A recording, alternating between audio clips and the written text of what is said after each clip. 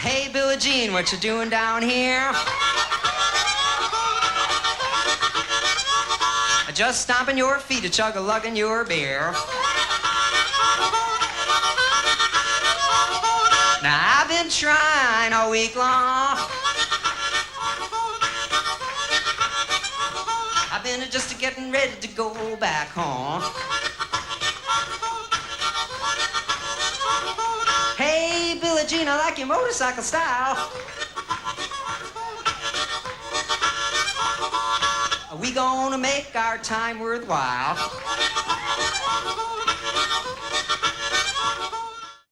Oh, incredible. All right. Good to see you, man. Thanks for taking the call. Go, great to see you. Let me just get rid of this. Boom. There we are. Okay. All right. Well, you were a living legend to me, brother. I'm still living.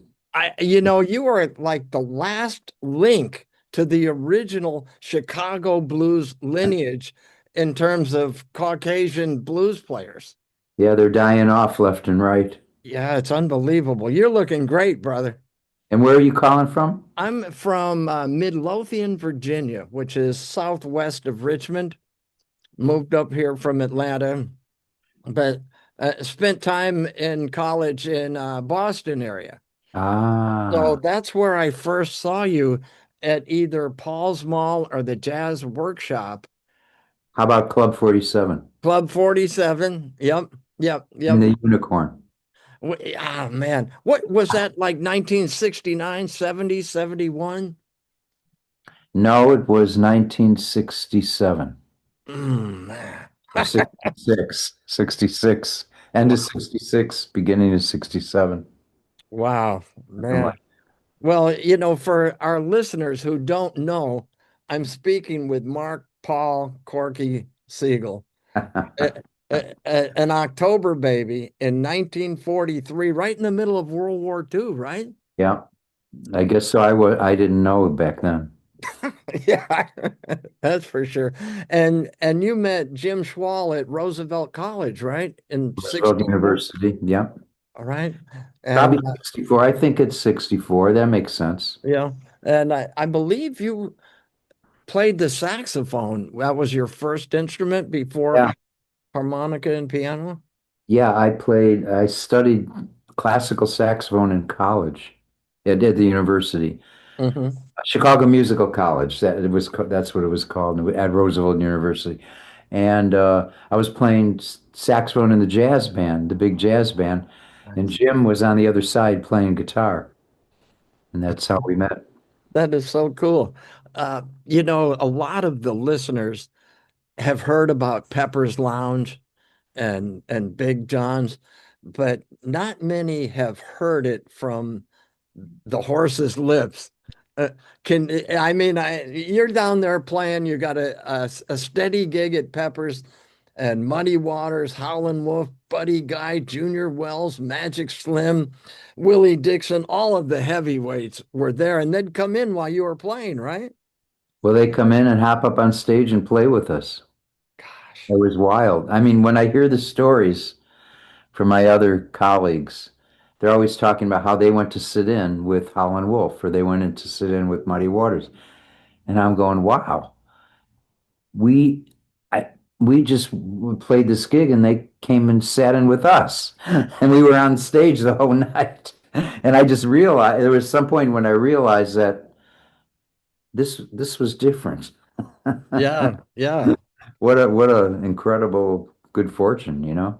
Man, do you have any particular memories of any of those cats getting up with you, or can you share some stories?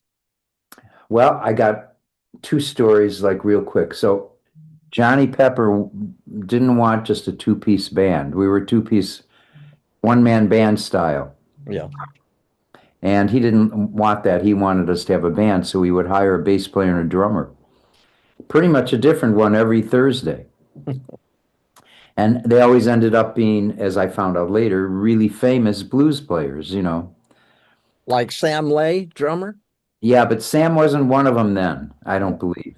No, Hmm. he wasn't one of them. But you know, you can just name them, and They were there. I'll reckon. But the first bass player was his name. His name was Mac Arnold, Yeah. and Mac Arnold now is a gasoline can guitar player, and Really? he's amazing. He's a really and he contacted me about a year ago. I went, wow, that was the first guy that played with us as Pope at Peppers, and he was in our band. We rehearsed, and he played with us, you know, more often. You know, we had Blue Blood and all those other guys to play. But and then one guy comes up to me one night off the stage, and he says, "Hey, I'd like to sit in." And it seemed like he had vertigo or something. You know, he was drinking. I said, because I have vertigo. So why don't you come back another time? And the audience yelled, "Hey, let him sit in. That's little Walter." Yeah. Well, it gets a lot worse, Forrest. Tell 'Cause me. I'm thinking, who's little Walter?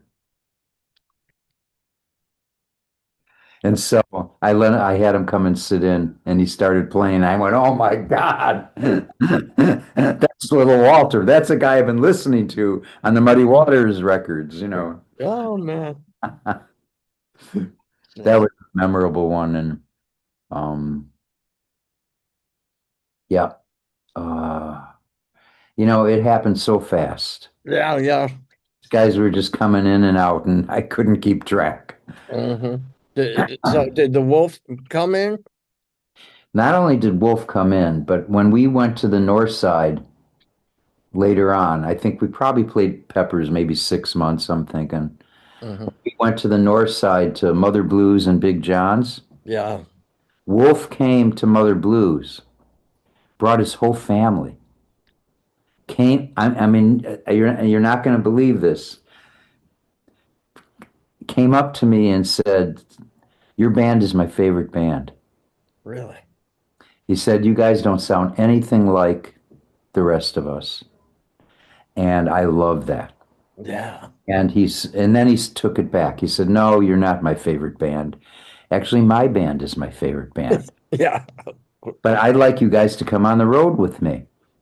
So he invited us to come on the road, and we played the Cafe A Go-Go in New York and played some colleges in upper state New York. And when we were in New York City, he used to knock on my door every morning, like at 8 a.m. Hmm. Take these long walks in the village together, and that was my memory of Howlin' Wolf. He used to call me my boy. My You're boy. you're my boy. Yeah. And what was he like as a man? Gentle? Um, oh yeah, very, very gentle and Uh-huh. scary. Yeah. Did he have Hubert with him at that time? Hubert Sumlin? Yes, yes, yes. I didn't I didn't hang out with any of the other members of the band, just Wolf, Hmm. because he'd come and knock on my door. Yeah, Yeah. I believe it was Hubert. I believe it was Hubert, yeah. Were And you? and our bass player was oh, who was our bass player? The guy that played bass with Junior Wells and Buddy Guy on the Voodoo Man album. Not Jerome Arnold. No, no. Escapes me. Yeah. Oh, Jack Myers. Okay. Jack Myers. He was the official Siegel-Schwall bass player at that time. Nice, nice. And now, when did you? It seems like when I saw you, you were the Siegel-Schwall Blues Band. But I know you were. I think sometimes the record company would do things like this, like, oh, they're going into it. They don't like blues so much, so let's just call them the Siegel-Schwall Band. And then other venues, it's like, oh yes, it's the hottest blues band from Chicago. We never considered ourselves a blues band. Okay.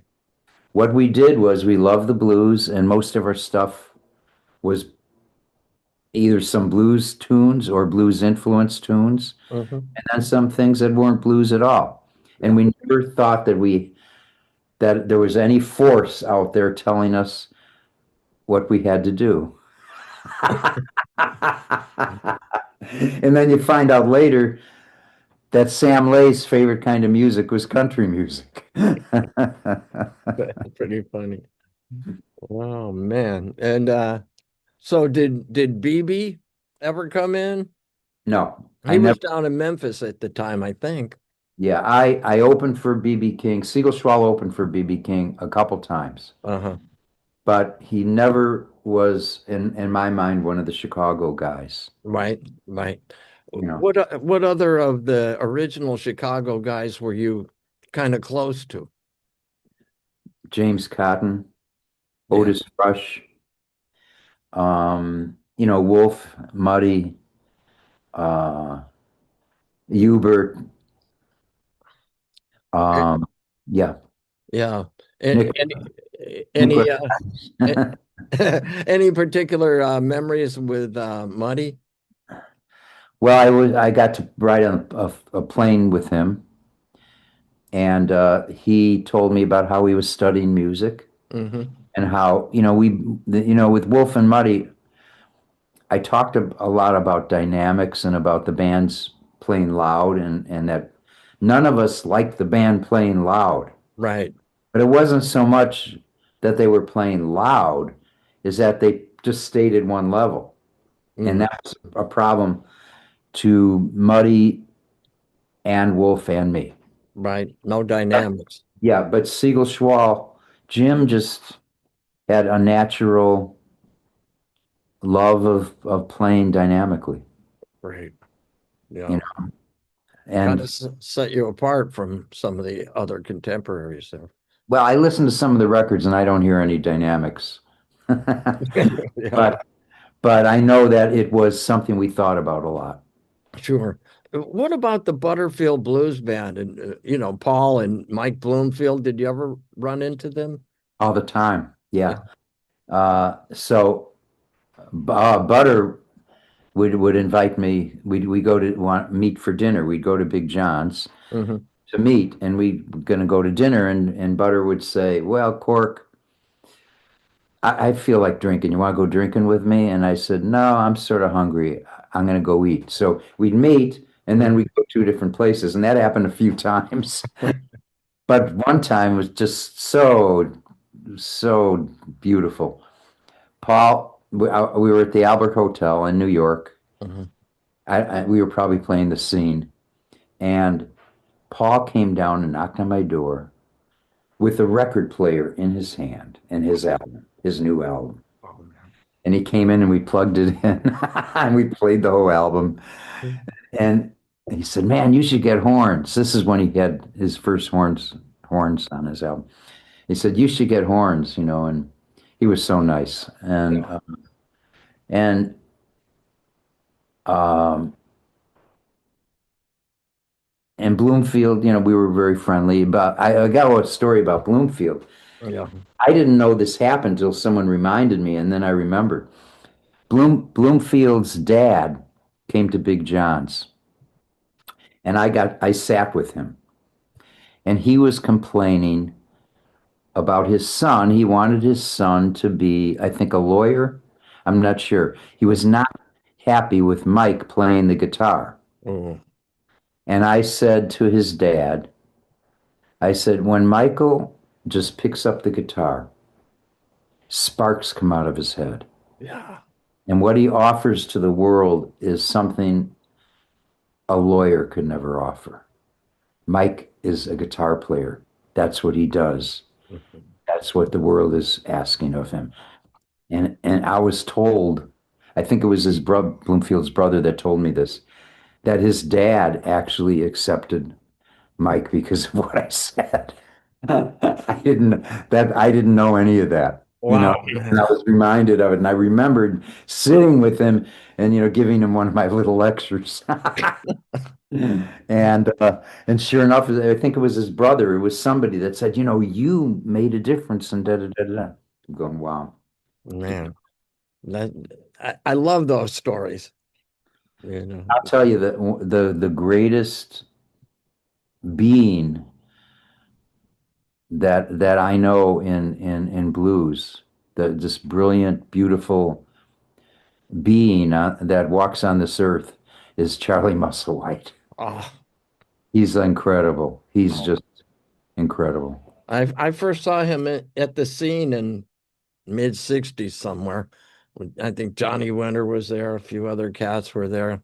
But I was going to high school in Rhode Island because my dad had a stint teaching at Brown University. And I hitchhiked to New York City. I think it was the week after the Beatles had played Shea Stadium. And I went to the Night Owl Cafe and saw John Sebastian. Then I went to the Village Gate and met Mose Allison. And incidentally, I saw Mose on his 80th birthday, and I told him that story.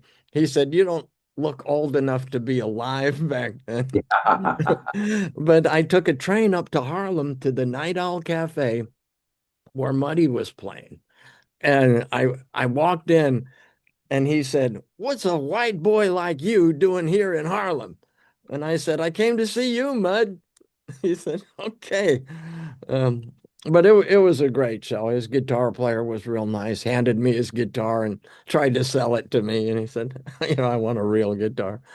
But yeah, So Steve Paul's scene. So Steve Paulson. Yeah. okay, Steve Paul's scene, right? Hmm. Yeah, Tiny Tim, Yeah. yeah, he opened for us, and I got to play drums, even though I never played drums before, behind Jose Feliciano. Oh. Corky, come and play some drums. I said, I never played drums. He said, that's okay. So it was a wild place, but I'll tell you what happened. These two guys walk in, one with a big natural, Hmm. one with long blonde hair. Yeah. And they said, you guys, we finished that play we were working on in Chicago with you guys. It was going to be a four-man play. Mm. They had met us. It was before Jim and I played anywhere. Oh. And we had decided we wanted to go play some of the songs that we worked on in public. I don't know why. We were just tired of doing it in our living quarters. Hmm. So we went out to this coffee house, and there was no one in the coffee house except these two guys sitting way in the back. And we said to the barrister, could we play a couple songs? They said, sure. So Jim pulled out his guitar and I pulled out a harmonica and we were playing. These two guys come over and they said, we're working on a musical. We'd like you guys to do it with us if you can. So we spent about 6 months with these two guys Oh. working on this musical. They rented the Harper Theater in Hyde Park because we were going to finish it. And then they get called to New York on some emergency thing where they were going to be in a play. So we lost track of them. And then maybe a year later, I don't know, a year and a half later, we're playing at Steve Paul's scene. And these two guys walk in and they say, we just finished the play and we love you guys to write the music for it, but we changed the plot. It's no longer about capital punishment. Now it's about the hippie movement in San Francisco, and we're calling it Hair. And so you guys wrote some of the tracks for Hair? No, we didn't. And I'm glad. I'm glad because we would have ruined it. Yeah. Makes a hell of a story. Dawning. It is the dawning of the age. No, I don't think so. But anyway, so then they came to my house Hmm. or my apartment. I don't remember if it was my apartment or my parents' house, and played all the songs Yeah. on my piano before it ever went off. And then I got to see the play off Broadway. Amazing, just amazing. So anyway, they talk about it on that was like literally the first thing Jim and I ever did. Hmm. And then we produced Joni Mitchell's demo tape with Circle Game on it, and all these little extra things that happened to us, as I call innocent victim of incredible good fortune, including the Peppers thing. Wow. Yeah. And then the Seiji Ozawa thing, that was crazy. Man. So you guys did what, 12 albums together, 10 in your first incarnation, and then you got back together maybe in 78 or something and did two more? Yeah, I think we went until 68, Hmm. then came back together in late 69. And then we went till 74, Hmm. and then came back together in 87. Yeah. And And it was all about drinking. Jim would get to the point where we just couldn't do it anymore. yeah. And we didn't tell anyone that, but we said, "Oh, Jim wants to do some farming." No, he wanted to drink. So I said, "Okay, so we didn't, and we were never split up. Hmm. We just took a sabbaticals because Right. he wanted to continue drinking more than he Playing. could handle. Wow. Now you got into the classical and the chamber music, and I think you've done what, 12 albums on your own, including a release just this past year. And I looked at your touring schedule, and you're doing some solo dates and some duo dates, and I thought, man, I hope he comes near me. I'll volunteer and go back him up for nothing. Yeah. Incredible. So, uh, what do you when you look back on your role in the whole blues, I don't know if you'd call it the revival, but I think with Butterfield and you guys, it really, and then Johnny Winter and, everyone else later, it really totally kickstarted the kids, the white kids, Yeah. getting into the blues. We called it the blues explosion. Blues explosion. Yeah. Blues rock explosion. That's right. Mhm. So actually, I did have a revelation in 1969 about my role and pretty much everyone's role, Yeah. as a musician. It was at the New York Philharmonic. I was doing the William Russo piece, three pieces for blues band and symphony orchestra with Seiji Ozawa, and just some guys I played with Mhm. when we weren't playing with Siegel-Schwall. And the audience booed our heads off and screamed because it was 1969. The America was very divided. Yeah. The hippies and uh, I can't remember the word, not administration, The establishment or whatever. thank you. Yeah. I'm 81. The words are leaving quickly. I get that. Yeah. So the audience is booing and hissing and hissing. They don't want hippies in their Lincoln Center, Oh, their New York Philharmonic, and so Sage said, "What should we do?" And I said, "Well, let's have some fun." He knew what to do. He was just giving me letting me tell him, but he knew. mhm. So we played the piece and got an immediate standing ovation. Yeah. And the president of the Symphony Association said it was the longest standing ovation he had ever seen, except he remembered one time when Caruso was doing his last performance. Oh man, that's So, pretty heavy. That's great. so the next day in the New York Times, the headline by I can't remember the name of the critic, but he was the feared Pulitzer Prize winning classical music critic. Not Leonard Feather. No, that was jazz. Yeah, that's right. This was classical, and I think Shots to COVID, something like that. It sounded like a classical composer. But Mhm. anyway, the headline was They Love Corky Siegel in Lincoln Center. Ah, And then it said the audience didn't merely like it, the audience loved it. So mm, imagine I'm 24, I think I'm 24 years old, mhm. and I watched all this hatred, this deep hatred disappear quickly. The music just made it disappear. That's So it. so at that moment I started really understanding that my role is simply unity, Mhm. upliftment, healing, unity, healing, upliftment. That's what music does.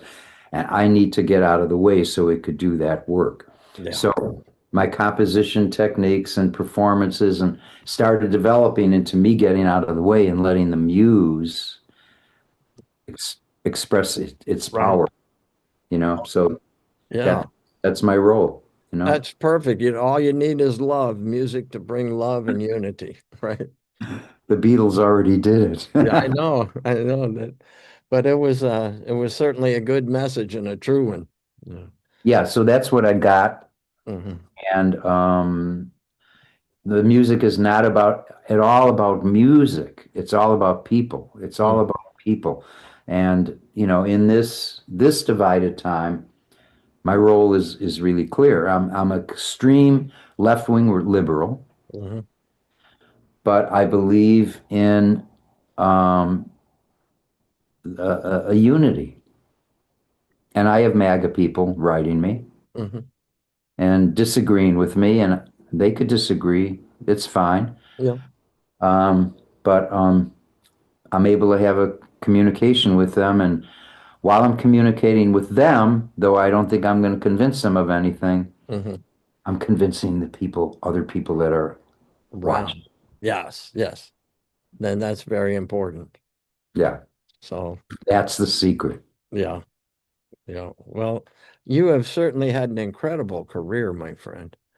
Uh, any any other It was never meant to be a career. oh, you Jim, really? Jim and I had absolutely no ambition. And so there was never a point where we ever experienced this being a career. Mm. It We, was just fun. yeah, Jim said, look, if we're not having fun, what good are we doing? That's right. So our job is to have fun. Is that party at the Troubadour in LA going to be fun? I said, no. And he says, well, then let's not do it. I went, okay. And the whole band, Shelley at the time and Rollo, Hmm. that band, totally into just our business, our job is having fun. Yeah, Our job. right. Well, if you're not having fun and you got to show up and you got to bring the people here, you got to be up here to Yeah. to bring them up. And Bill Graham, I remember we played the Fillmore a lot and the Avalon, of course. Mhm. One time he said, well, so where did you guys come from? And I said, well, we came from Chicago. We stopped in Denver, played in Boulder a few nights, and then hung out for a week there, and then came to see you.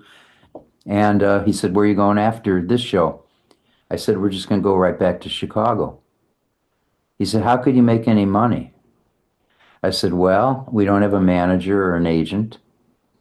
We have a sound guy that comes with us. Mhm. We have small amplifiers Mhm. and we have no overhead and we get to keep all the money. And while your guys are going bankrupt, we have more money than we could deal with. And we're having fun because we work, the deal was we work 3 times a week. We once at the Quiet Night every Tuesday, which was our home place. Mhm. And we'd work on weekends. Mhm. We'd stay 250-mile radius of Chicago. Yeah. And then when we wanted to go somewhere like San Francisco or Colorado or wherever, we would just go. Mhm. And that's how we did it. So we were all so our decisions and where we played and how much we played and all that was based on what's going to be really fun Mhm.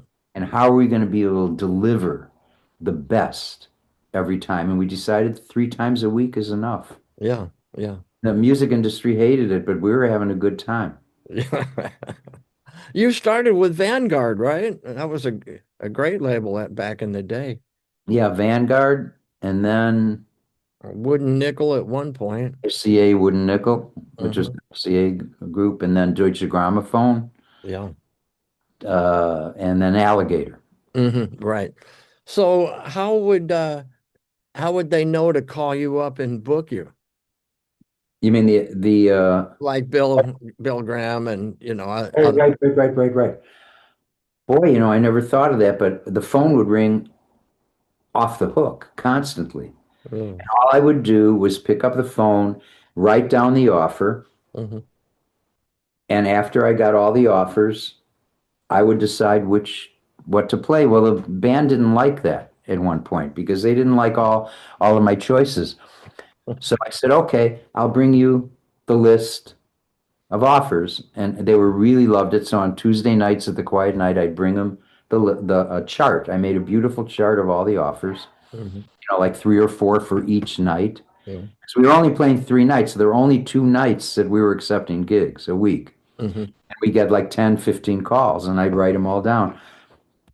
And they'd all look at them and they'd check off the ones they wanted. And then that's how we did it Hmm. for one week. I think once they understood that they could trust me in doing it, they just had no interest in doing it anymore. It's one of those things where I empowered them to make all the decisions, and they didn't want anything to do with it, as it turns out. Well, that's funny. I guess they said, yeah, he was doing a pretty good job. Yeah. So that's how we did it. I would just answer the phone, and our deal was $750 Hmm. guarantee Hmm. versus 75% of the door. Yeah. No matter who called, no matter what they wanted, I'd say our deal is $750, 75% of the door. That was it. Well, we want to give you 3,000. I said, nope, 750, that was it. Yeah. And so we didn't have to think about negotiating with anybody. We had our set fee. We Mhm. knew we were only going to do 2 nights, boom, and we were going to stay 250 miles. And it worked out really good because I didn't need a manager or an agent because Wow. we didn't have to think about the business part.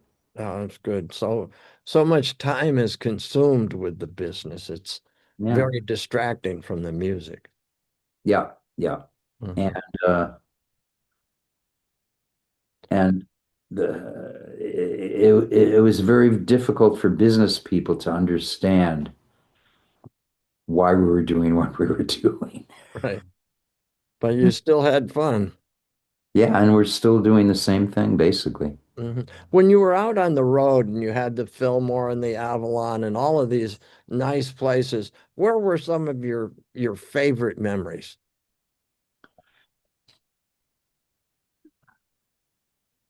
My favorite memories is looking back through the opposite end of the telescope You and just seeing it all laid out, you know? know? There were some, let's see, favorite memories. Well, I think the story I told you about the New York Philharmonic Yeah, that had to be. was quite a revelation, quite an experience. Absolutely. Yeah. And when people say, "What are your favorite memories?" the first thing we want to do is name drop. So touring with Bob Hope, Hmm.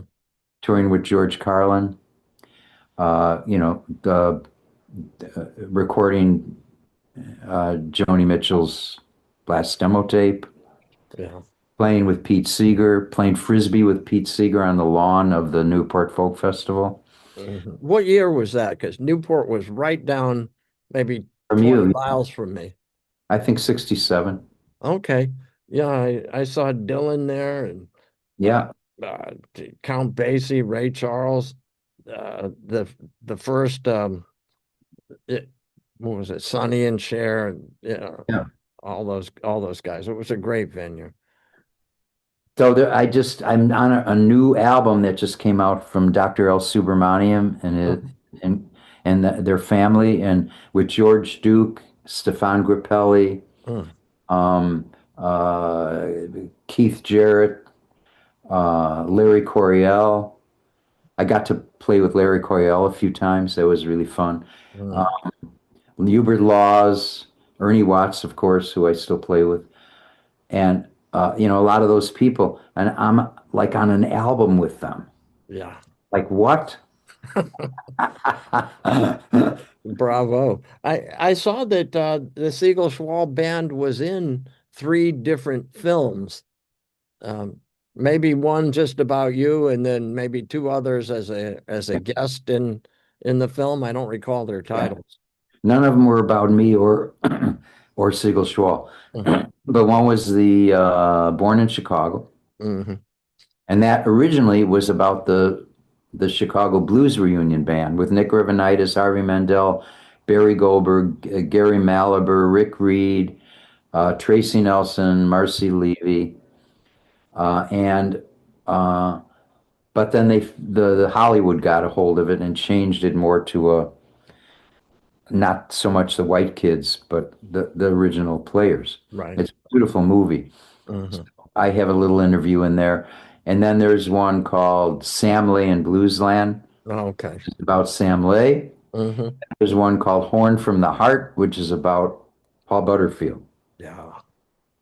I And was fortunate enough to play with Nick Rebenites. I was playing at the Lion's Share with a female vocalist named Kathy McDonald, who oh yeah, yeah. was really great. I was her band leader for a year, and we were Did at the you play Lion's. guitar? Did you Pardon me? did you play guitar? Yeah, I play guitar, right? Yeah. So And I harmonica. played guitar for 60 years. I Wow. started in 64 myself. So I'm 75 now, but we're playing there and Nick was there with Mickey Hart, for drummer for the Grateful Dead, and he said, would you guys mind if we, sat in and played some blues? Hell no, come on up. My Yeah. drummer took a seat and man, that Nick with the Electric Flag and Bloomfield, I was just, a total fan. So Nick was amazing. yeah. Nick had a feel for the blues. That's usually people don't have that. Hmm. Nick Nick totally had it. Yeah. And I don't he didn't know this, but just like Sam Lay, who time time was not important. Hmm. Nick thought time was important. I know that because I played a lot with him. But the way he played, it wasn't important, and thank God. Because it was beautiful. Yeah. Beautiful. And know that you don't want anything to get in the way of expression, and time can do that. If you're Absolutely. gonna keep time, that could be a total suppression of the expression, an amazing thing. Yes. So accuracy is not accurate. Yeah, anyway, so I The won't get constraints of time. Absolutely. We're getting close to the end of time speaking. and But time. I, and we can always hold over for another session. But I saw a video of you playing harmonica and you were really into it and you got down on the floor and you were rolling around and playing. Do you recall what performance that was? Every one of them.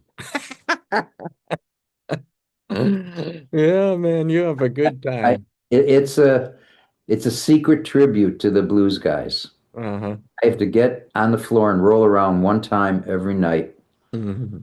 because what I learned from them and Wolf and Muddy was you just, unlike the school of thought in classical music and jazz, where you're not supposed to get in the way of the music. You Mhm. just let the music do the talking. Right. Where Wolf and Muddy and all those guys, their personality was part of the music. Absolutely. And they put that in there. And it's true of classical players. Mhm. It's true of jazz players, but nevertheless, in blues, expression was what was important. Yeah. In classical and in jazz, much of the thinking is that playing everything correctly is is important, or playing it the way the composer wanted it Mhm. drives me nuts. Yeah. And in jazz, it's so you got to be cool. You gotta keep coming up with new stuff all the time. Mhm. All these rules sort of distract. I mean, I'm not knocking the jazz players; they're just as expressive as anyone else. I'm just saying there's a school of thinking Yeah. that comes into play at times that is suppressing the arts Right. expression. Where in the blues, we're supposed to be expressive. That's part of it. No one's going to criticize you for having your personality be part of it. It's accepted. So Mhm. at this point in time, it may be coming up though. At this point in time, there's not so many rules with the blues. It's new enough Mhm. that, you know, it's pretty free, you know. Yeah. Yeah. So, just wrapping up, how did you get your nickname Corky? My sister named me Corky when I was born because of the comic strip Skeezix. There was a little baby in the comic strip named Corky. So, boom, I was Corky from birth. Wow, that's very cool. You know, I could talk with you a long time. Corky, thank you so much for your time today, brother. It's been a real treat for me, and I'm sure it will be for our listeners too. You can reach Corky at corkymusic.com and stay up in touch with him with all of the latest and greatest. I'll see you down the blues highway, my friend. So long.